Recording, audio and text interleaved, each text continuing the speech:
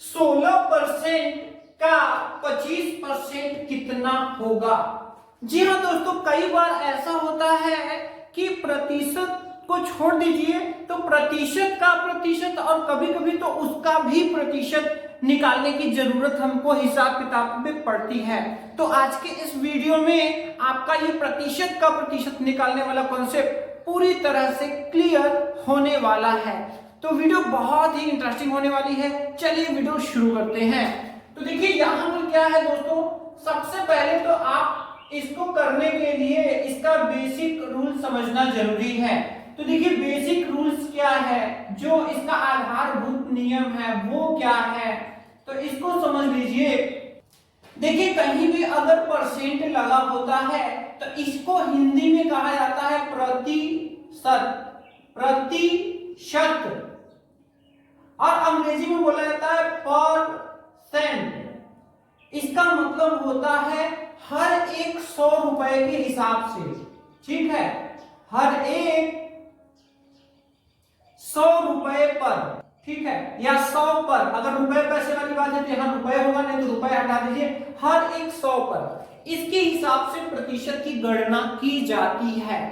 अगर आप इसको बेसिक में जानना चाहते हैं कि इसको आखिर निकालते कैसे हैं, तो आप इसको समझ सकते हैं कि इसके जगह पे बटा में 100 लगाया जाता है।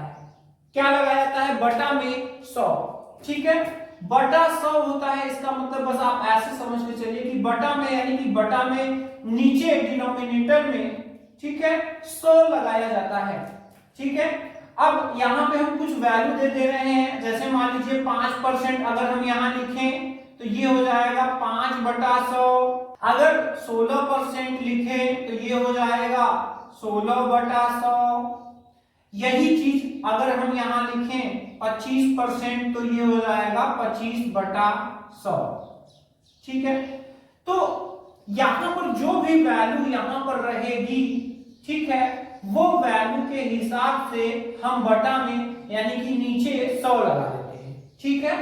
तो ये इसका जो है हिसाब वाला कॉन्सेप्ट है और इसको हमको समझना होगा।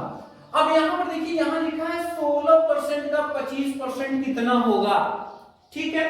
तो अब यहां पर आइए देख लेते हैं। देखिए 16% का 25%, 16% का 25%। तो यहां पर देखिए अगर हम इसको हल करना चाहें तो देखिए यहां पर 16 की जगह हमने 16 लिख दिया। अब चूंकि परसेंट को हटाते हैं तो बटा में 100 लग जाता है, तो यहां पर हमने 100 लगा दिया, ठीक है। अगर यहां पर का हटाया जाता है तो गुना लगता है, गुना लगता है, मल्टीप्लाई। इसके बाद यहां पर 25 हो गया, बटा में क्या हो जाएगा 100, ठीक है। अब अगर यहां पर जो हमारा रिजल्ट है ये देखिए कई फॉर्मेट में लिखा जा सकता है। हम इसको परसेंट के रूप में भी लिख सकते हैं, हम इसको दशमलव के भी रूप में लिख सकते हैं, डेसिमल के रूप में लिख सकते हैं, हम इसको भिन्न के यानी बटा के रूप में भी लिख सकते हैं। जो भी परसेंट की वैल्यू होगी हम उसको कई फॉर्मेट में दर्शा सकते हैं, बता सकते हैं। तो चलिए इसको हम हर एक फॉर्मेट में चेंज करके देखेंगे। इसके बाद हम इसके आगे भी कोई वैल्यू देंगे और वैल्यू देंगे तो उस वैल्यू का भी हम मान इसके हिसाब से निकालेंगे, ठीक है। तो यहां पर देखिए, यहां पर अगर हम इसको देखिए कट करना चाहें तो देखिए यहां क्या हो जाएगा, 25 चौका 100, 4 बार में कट जाएगा, ठीक है। और यहाँ पे 4 चौका 16, तो कुल मिलाकर अगर आप देखिए तो यहाँ 4/100 आ रहा है। अब 4/100 आ रहा है तो इसको हम क्या लिख सकते हैं, हम इसको लिख सकते हैं 4%, ठीक है। जैसे हमने परसेंट हटाया था तो बटा में 100 लगाया था, अब यहां पर हम 100 हटा रहे हैं तो परसेंट लग जाएगा। तो एक फॉर्मेट देखिए यहां पे आ गया है 4%, ठीक है, 4%। दूसरा दशमलव, तो दशमलव में बदलने के लिए 4 में इससे डिवाइड करना पड़ेगा, और 4 में जब आप इससे डिवाइड करेंगे तो यहां पर ये कितना आएगा, तो आप ऐसे समझ के चलिए कि यहां से जितना जीरो हटाते हैं उतने अंक पर यहाँ दशमलव लग जाता है। जैसे कि 4 मान लीजिए लिखा हुआ है, अब 4 है, नीचे 2 जीरो हटाना है, तो ऐसा भाग करने के लिए आपको नियम बताया गया होगा या आप जान लीजिए। पीछे से देखिए 2 जीरो है, पीछे से 2 अंक पर आगे दशमलव लगाना है। अब पीछे से एक ही बार आगे आएंगे, आगे तो कुछ है नहीं, तो हम अपने से 0 0 लगाकर यहाँ दशमलव लगा देंगे जो कि यहाँ पर है। तो इसी चीज को अगर हम दशमलव में लिखना चाहें तो हम लिखेंगे 0.04। ठीक है। अब अगर हम इसको भिन्न के रूप में लिखना चाहते हैं तो भिन्न के रूप में लिखिए 4/100 है, इसको कट कर दें तो देखिए यहाँ कितना हो जाएगा, 4 एका 4, 4 25 हम 100, तो यहाँ पर कुल मिलाकर 1/25 आ गया, यहाँ पर हम लिखेंगे 1/25।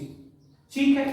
तो यही होगा 16% का 25%, क्या कितना होगा? अगर परसेंट में कोई पूछ रहा है तो हम बताएंगे 4% होगा। अगर दशमलव में कोई पूछेगा तो 0.04, अगर कोई भिन्न में पूछेगा तो हम बोलेंगे 1/25। ठीक है।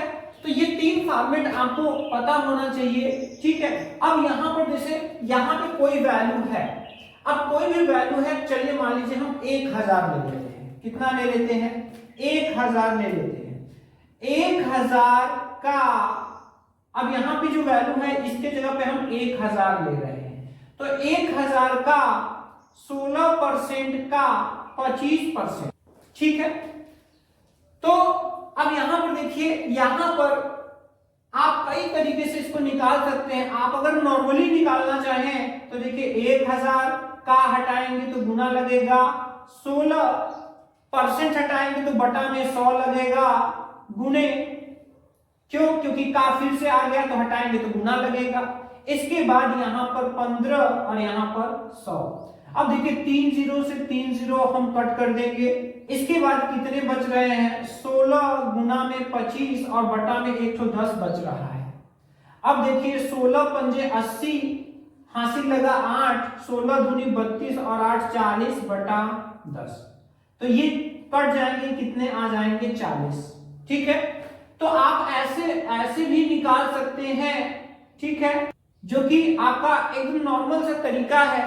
और अगर आप चाहें तो इन तीनों से भी आप फटाफट निकाल सकते हैं। जैसे यहां आपको पता है, आप परसेंट में ही सॉल्व करके जान गए कि 16% का 25% 4% होता है। तो देखिए अब आपको चूंकि ये आपने हल कर लिया है, आप जानते हैं, तो डायरेक्ट आप कर सकते हैं। चलिए यहां पे हम कर दे रहे हैं।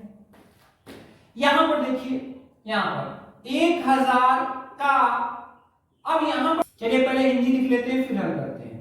इसके बाद क्या हो जाएगा? 1000 का हटाएंगे 4% हटाएंगे बटा में 100, ये से ये कट जाएगा, 2 जीरो 10 चौका 40। देखिए आया कि नहीं आया? वही वैल्यू आई कि नहीं? तो आप हर तरीके से परसेंट अगर जानते हैं तो कोई भी तरीके से आप निकाल सकते हैं। आप चाहें तो इससे भी कर सकते हैं, दशमलव वाले से।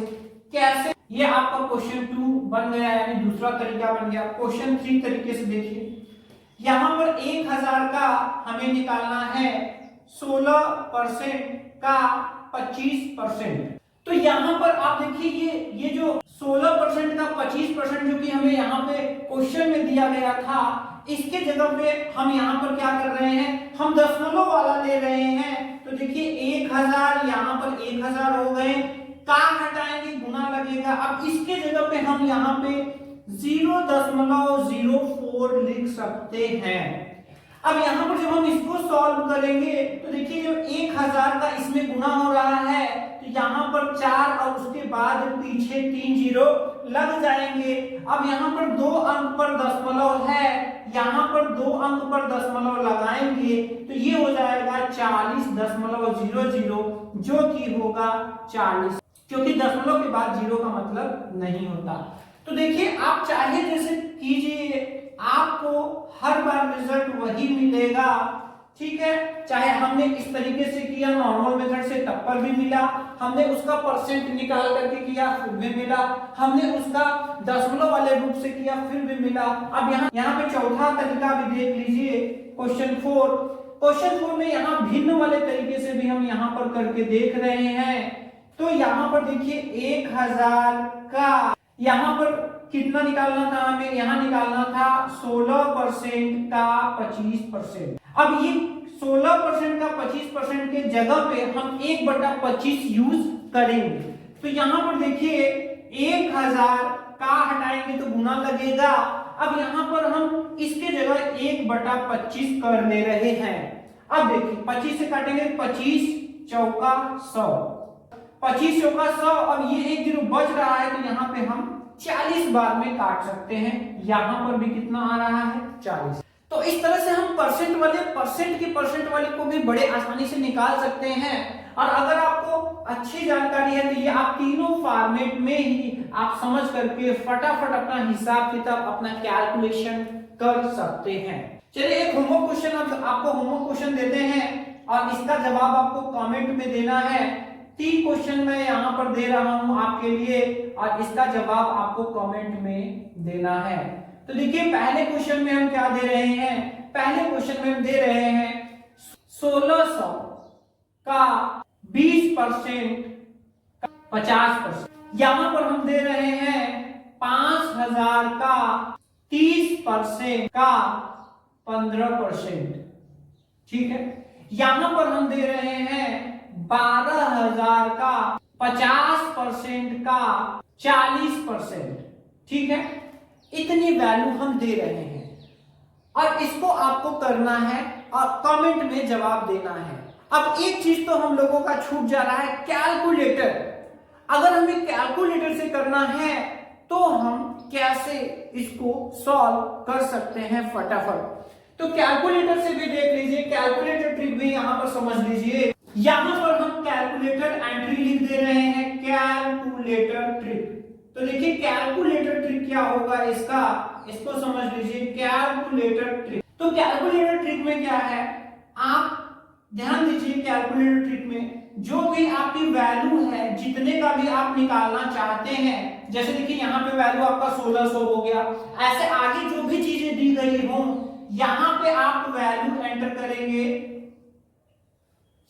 इसके बाद यहाँ पर आपको जितने जब पर का आएगा, का उसके लिए आपको गुना लगाना पड़ेगा।